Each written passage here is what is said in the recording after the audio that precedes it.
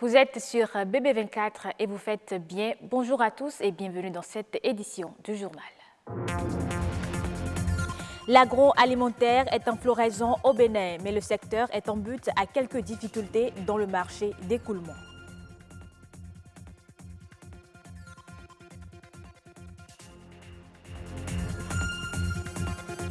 Souvent utilisé dans la confection du béton armé, des dallages et autres, le ciment est une des matières premières de la construction. Sa manipulation ne serait pas sans risque sur la santé.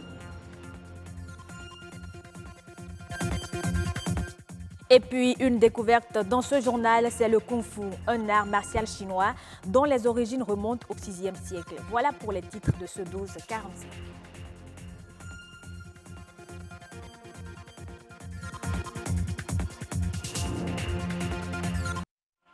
La transformation, la conservation et la commercialisation sont des segments de l'agroalimentaire. Face à l'exigence des consommateurs, la qualité de la production est de mise. Mais le marché d'écoulement reste la principale difficulté. Comment alors favoriser l'existence d'un marché adéquat, industriel des produits agricoles et quelles sont les techniques de production à prioriser? Réponse dans ce reportage de Karamat Agbataou présenté par Marchel. L'industrie agroalimentaire est un potentiel certain dans la chaîne de développement des petites et moyennes entreprises. Elle a fortement évolué au cours de ces dernières années. Le poids exercé par la grande distribution des produits agricoles sur le marché favorise la professionnalisation du secteur. L'ensemble des facteurs a entraîné de nouvelles relations commerciales et des changements des modes de production, d'où l'opportunité des salons agroalimentaires. Le salon de l'agroalimentaire, c'est un creuset d'échange qui veut réunir les acteurs du secteur de l'agroalimentaire pour discuter autour des goulots d'étranglement qui freinent l'évolution du secteur. Alors le salon a pour objectif de faire un point en fait, sur ces problèmes qui minent l'évolution du secteur et de trouver des approches de solutions, que ce soit par des entreprises, des ONG. Donc en fait, ils nous permettent d'avoir un réseau d'entreprises assez grand, de réunir ces entreprises, de nous garantir qu'elles ont des bonnes pratiques de gestion. Et nous, derrière, on peut leur fournir des services mutualisés de packaging, de communication, de gestion de marque et de distribution. Aujourd'hui, les consommateurs des produits agricoles mettent plus l'accent sur un mécanisme de production adéquat et un système de package bien structuré suivant les normes alimentaires. Une pratique qui peine à rentrer dans le comportement des fournisseurs agricoles. Nous avons actuellement au Bénin des entreprises qui s'essayent dans l'agroalimentaire mais qui ne sont pas encore vraiment capables d'arriver à s'offrir les emballages dont ils ont besoin, des matériels et équipements dont ils ont besoin. Alors il y a plusieurs freins aux questions de packaging pour les entreprises locales. Le premier, c'est la taille. Au Bénin, on n'a pas encore le marché pour que ces entreprises atteignent une taille intéressante et pour pouvoir avoir des coûts d'emballage intéressants. Le deuxième problème, c'est l'information. On ne sait pas qui produit quoi et où. Si on veut chercher l'emballage, il faut d'abord faire soi-même toutes les démarches et ça prend du temps et ça coûte de l'argent. La troisième des choses, c'est la différenciation.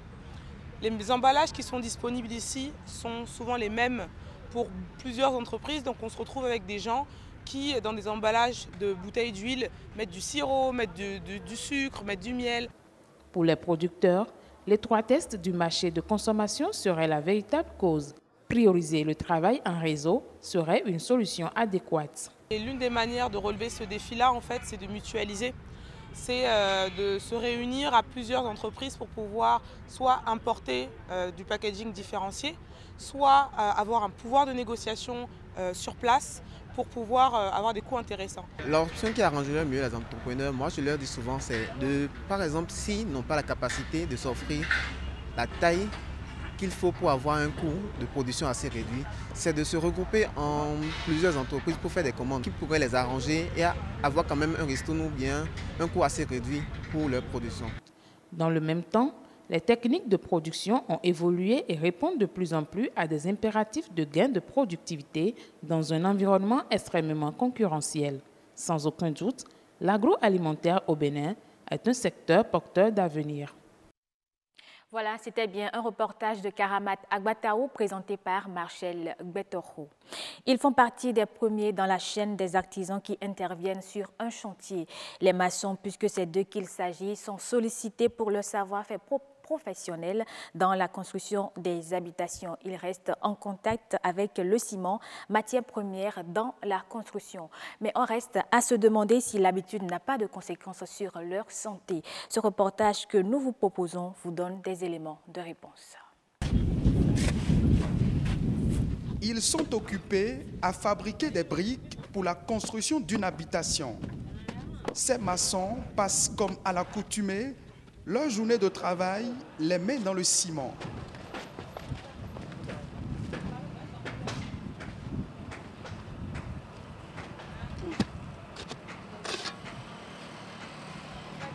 Fabriqué à base d'une combinaison chimique à très haute température de calcaire, d'argile et de clinker, le ciment en contact du corps humain est risqué.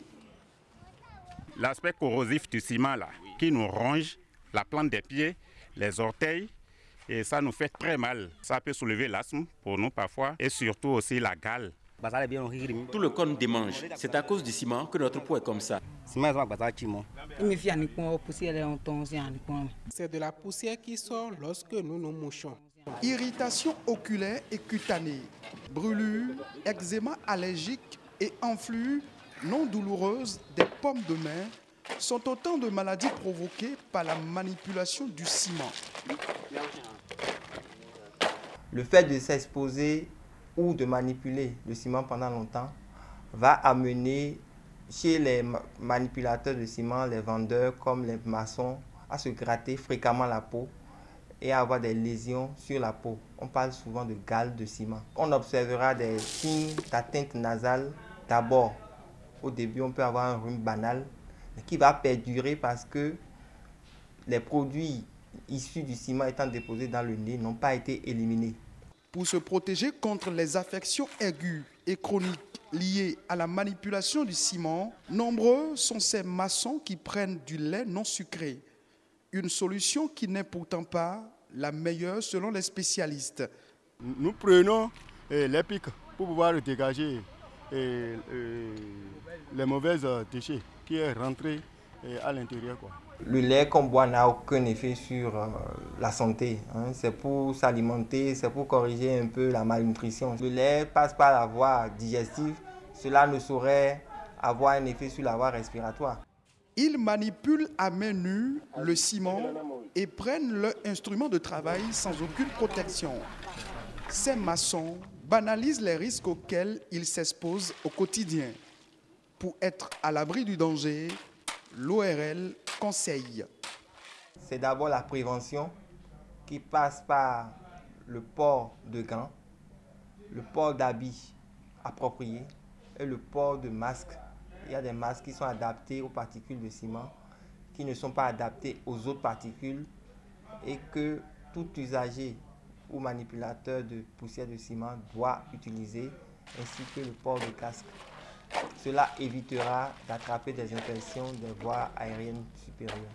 Et quand ces infections vont survenir ou qu'il y aura des gènes, il faudrait aller consulter au plus tôt, soit un ORL, soit un dermatologue, pour se faire soigner. Et puisque les yeux sont aussi exposés à la poussière du ciment, le port de lunettes appropriées est conseillé pour une protection optimale.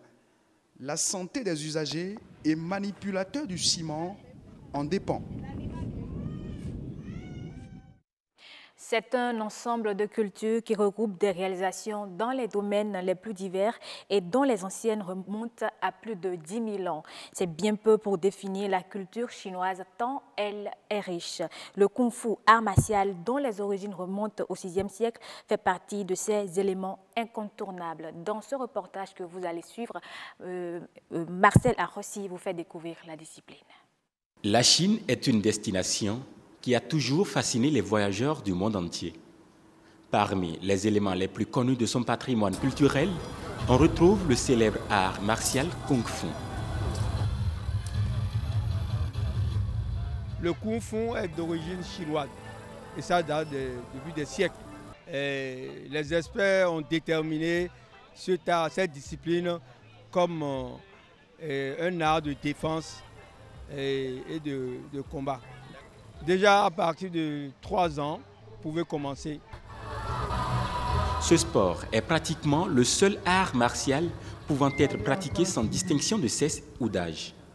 Il est pratiqué non seulement dans un but de bien-être et d'amélioration de la condition physique, mais aussi dans le but de disposer de moyens de défense et d'attaque, ou encore dans un but culturel et philosophique. Ce sport m'aide à maintenir ma santé, à être performant à l'école et à développer mon intelligence.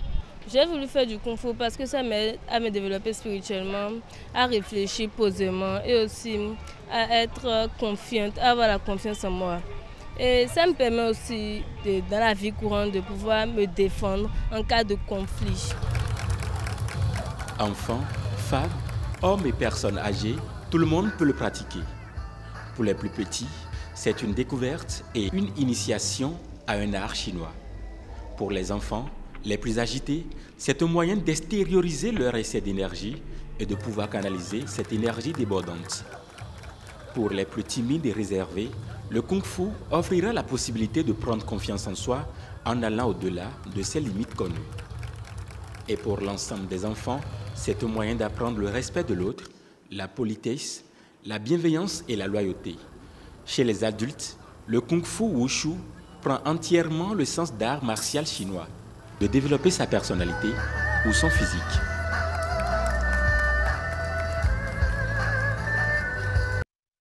En Égypte, l'exécutif a augmenté son enveloppe consacrée au système de subvention alimentaire pour l'année fiscale 2018-2019. Selon l'agence Reuters qui mentionne des documents officiels, la facture de cette augmentation passe ainsi de 82,17 milliards de livres égyptiennes à plus de 96 milliards de livres. Le système de subvention alimentaire égyptien est basé sur des cartes de rationnement et permet à près de 110 millions d'Égyptiens de jouir des quotas de produits essentiels que sont principalement le pain, le riz et le sucre.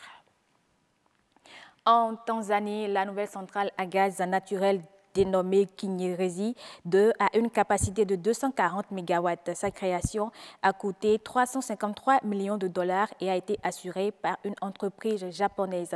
Elle a pu compter sur son pays d'origine afin de mobiliser 85% du financement nécessaire à la construction de la centrale. Elle entre dans le cadre de la volonté du gouvernement tanzanien de faire du pays un hub énergétique d'ici 2025 avec une puissance électrique installée de 10 000 MW. Ce sont deux espèces halieutiques très prisées par les Mexicains. Il s'agit des poissons totoaba et marsouins du Pacifique. Mais au large du Mexique, où vivent ces espèces, leur suivi est menacé à cause des pêcheurs clandestins. Reportage. Le golfe de Californie est devenu ces dernières années un véritable champ de bataille. Le combat a lieu entre les bateaux de militants écologistes, les navires et hélicoptères de la marine mexicaine patrouillant la zone et les pêcheurs clandestins agissant armés. En toile de fond, un marché noir de centaines de milliers de dollars. Conséquence, la vessie natatoire du poisson endémique du Golfe, le totoaba, est désormais en danger d'extinction. Après, il y a des gens qui ont tiré aussi sur nos drones avec des fusils. Donc depuis, il y a beaucoup de menaces, il y a eu des armes. Donc le gouvernement maintenant nous aide et on a la police à bord et l'armée qui sont aussi armés. Le marsouin du Pacifique est l'autre victime de ce trafic. Il en resterait moins d'une trentaine selon les derniers chiffres.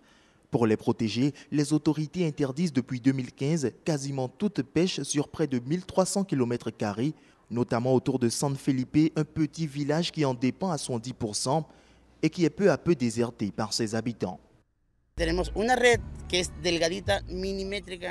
Nous avons un petit filet très fin, millimétrique. Ils disent qu'avec ce filet, nous capturons le marsouin. Mais ce filet est si petit, si mince qu'il ne le capture pas. Il est fait uniquement pour pêcher les crevettes.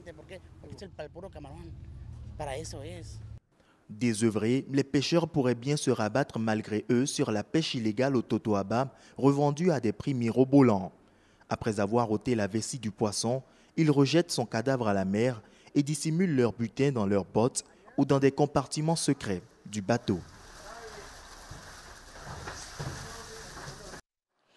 Et ce sera tout pour cette édition. Merci de l'avoir suivi. Elle est disponible sur le www.ortb.bj.